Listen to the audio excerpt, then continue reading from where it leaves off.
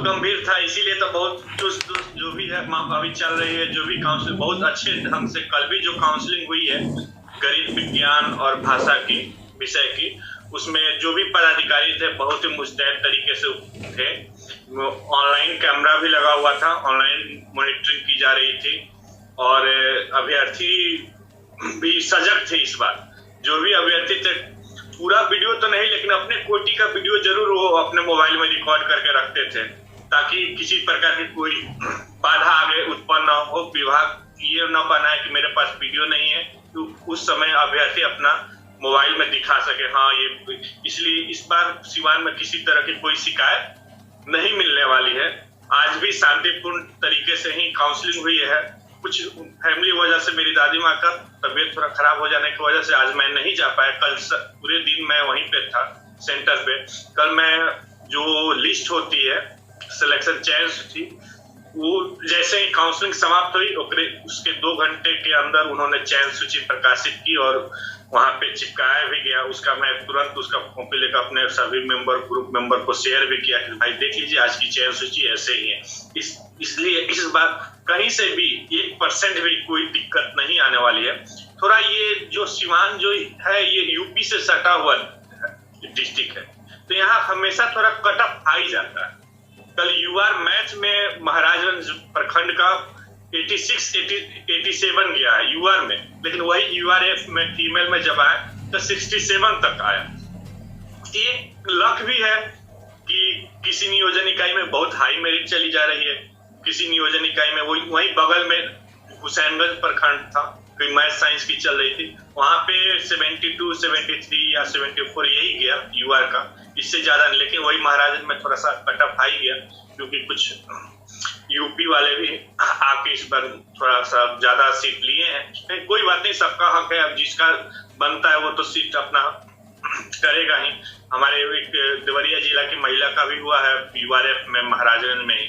चाहे बहुत सारे हमारे साथी हैं आए हैं, चलिए बिहार में स्वागत है उन लोगों का। और इस बार किसी तरह की कोई अभी तक शिकायत नहीं मिली है।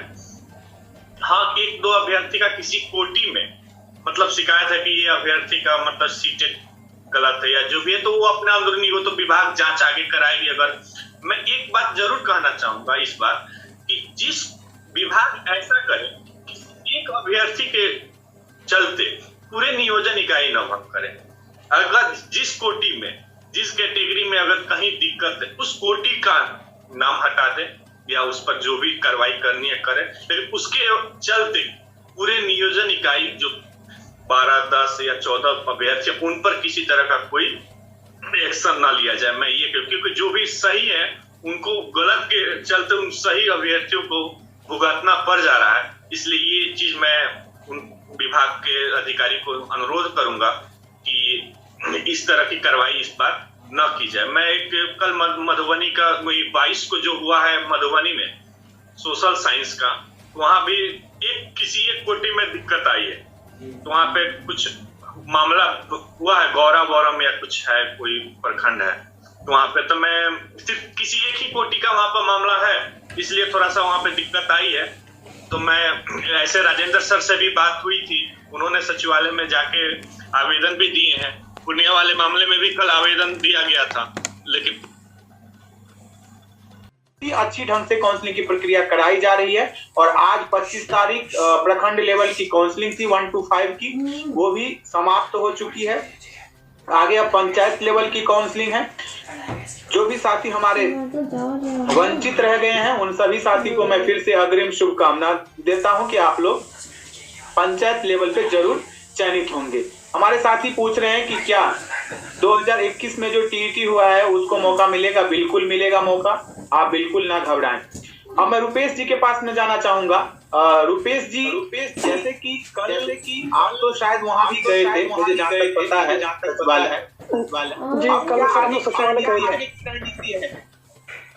सर देखिए, हम लोग कल तो हालांकि सचिवालय गए थे, वहाँ आश्वासन दिया था कलेक्टर महोदय की रद्द नहीं होगा और हम लोग डीएम से बात करते हैं। लेकिन सर आज हम जब पटना से करीब 1 बजे हम पूर्णिया पहुंचे थे, इसके बाद फिर हम डीओ ऑफिस गए, तो डीओ ऑफिस में हम पता किए तो डीओ ऑफिस में कुछ लोग बताए कि अगर आप लोगों ने नियोजन इकाई रद्द होता है तो हम लोग फिर उसी में री काउंसलिंग करवाएंगे। तो देखिए सर अभी 4 बजा, तो इसके बाद हम लोग का देखते हैं कि डीएम के थ्रू हम लोग का काउंसलिंग रद्द कर दिया गया है, और आगे कब काउंसलिंग करवाएंगे ये भी डेट मेंशन नहीं किया है। सर तो सर हम जैसे कि काउंसलिंग जो रद्द किया गया है उसमें 52 नियोजन इकाई की बात की गई है। इससे पहले कितने नियोजन इकाई थी जब पहली बार रद्द की बात की गई? सर 49 अनुशंसा जो किया गया था। तो 3 बढ़ ही गया जी। कितने साथी हमारे प्रभावित होंगे इससे? लगभग 250-300 सर हम लोग अभ्यर्थी होंगे। तो आप सभी को यही मैं देना चाहूंगा कि एकजुटता से आप सभी को मैदान में आना चाहिए। जी। और कुछ कहना चाह रहे हैं आप? सर बताइए आगे हम लोग क्या करें और कैसे करें सर, इसके बारे में सर आप लोग ही राय दीजिए। सर इसमें राय तो अब यही है कि डीएम साहब से दोबारा जाके मिलना चाहिए और बताना चाहिए कि सर आप किस आधार पे ये अनुशंसा कर दिया है। तो आपको स्वाभाविक है कि जो सामने आप लोग बात करेंगे तो अच्छा जो है आप अनुशंसा तो सर अनुशंसा तो पहले के थे, लेकिन आज का लेटर में तो स्पष्ट लग रहा है कि रद्द कर दिया गया है। उन्होंने कहा है कि दोबारा से मैंने चेक किया है, उसके बाद मैंने ये फैसला लिया है, ये भी उस लेटर में लिखा हुआ। जी सर हम लोग अब यही मांग करते हैं 27 को हम लोग सर्टिफिकेट वापस करवा दिया जाए और 28 को सर उसी डेट पे हम लोग काउंसलिंग किया जाए 52 नियोजन इकाई में एक साथ। तो मैं कह रहा हूँ कि आप लोग एकजुटता से क्यों नहीं आ रहे हैं? 250 शिक्षक कहाँ है आपके? सब सर बटे हुए हैं, समझ नहीं आता है कि हम लोग करें क्या, इसीलिए सर एकजुट नहीं हो पा रहे हैं अभी। ठीक है सर, आपके पास मैं अभी दोबारा आऊंगा। आप माइक बंद कर लीजिए। जैसे कि पंकज वो 52 नियोजन इकाई कितने प्रखंड में है? 2-3 प्रखंड को मिलाकर ही होंगे कम से कम 6-7 प्रखंड मिला के हैं सर। जैसे श्रीनगर हुआ, के नगर हुआ, धमदाहा हुआ, रुपौली हुआ और बैसी हुआ, बी कोठी हुआ, सर लगभग 6-7 पंचायत मिलाकर के हम लोग 52 नियोजन इकाई हैं सर। जी माइक बंद कर लीजिए। आवाज रिपीट हो रही है, हमारे साथी का कहना है कि आवाज रिपीट हो रही है। एक साथी हमारे कह रहे हैं कि मेरा जो है वो 75 EWS में मैथ साइंस 8th में कितनी संभावना है? देखिए 74, 75, 78 ये सब तो संभावना रह जाती है। जैसे कि आज साहबगंज की इतनी हाई मेरिट जाएगी किसी ने सोचा भी नहीं था। फर्स्ट राउंड में भी इतनी मेरिट हाई नहीं गई, सेकंड राउंड में भी नहीं गई और आज इतनी हाई चली गई। तो कौन बता सकता है आपको कि आपका मतलब जो है वो काउंसलिंग हो जाएगा कि नहीं होगा? ये तो बहुत बड़ी बात है। हमारे साथी बहुत परेशान हैं, लेकिन कोई बात नहीं, परेशान होने की कोई जरूरत नहीं है। 7वें चरण की बहाली के लिए भी हम लोग प्रयासरत हैं। आप लोग यदि सहयोग कीजिएगा तो जरूर इस पे हम लोग कार्य करेंगे। मैं जाना चाहूंगा जिला अध्यक्ष शिवान सर के पास में। सर जैसे कि आप जैसे देख पा रहे हैं कि तृतीय चक्र की काउंसलिंग भी अंतिम पड़ाव में है। आगे जो हमारे साथी बचे हुए हैं उनको आप क्या संदेश देना चाहेंगे? जी सतीश जी, ये क्वेश्चन बहुत आप अच्छा पूछे। कल भी हमारे साथी काउंसलिंग सेंटर पर मिले थे जो चयनित नहीं हो पाए, तो उन साथियों को मैंने बताया कि आप घबराएं नहीं। बहुत अधिकांश साथी 22 को थे जो सोशल साइंस के थे, कल भी कुछ मैथ साइंस में जो लो मेरिट के थे। कल एक लड़का था वो 62 था, उसका EWS कोटि का ही था। अभी जो आपने बताया 75, ये भी शायद 7वें चरण के लिए पूछे थे।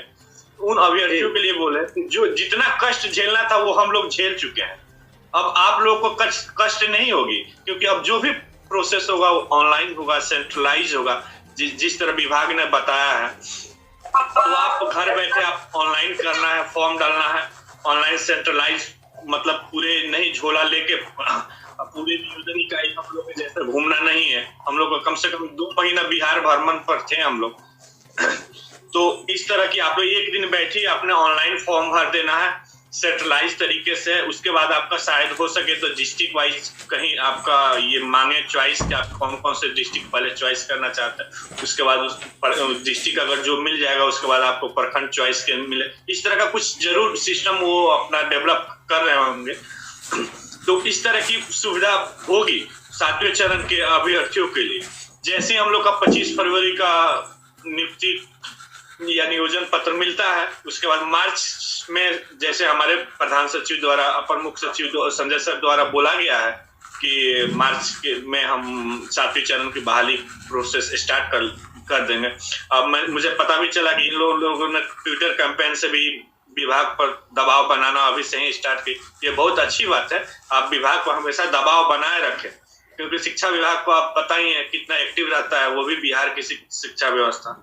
इसलिए इस विभाग पर आप हमेशा दबाव बनाए रखें। संभवतः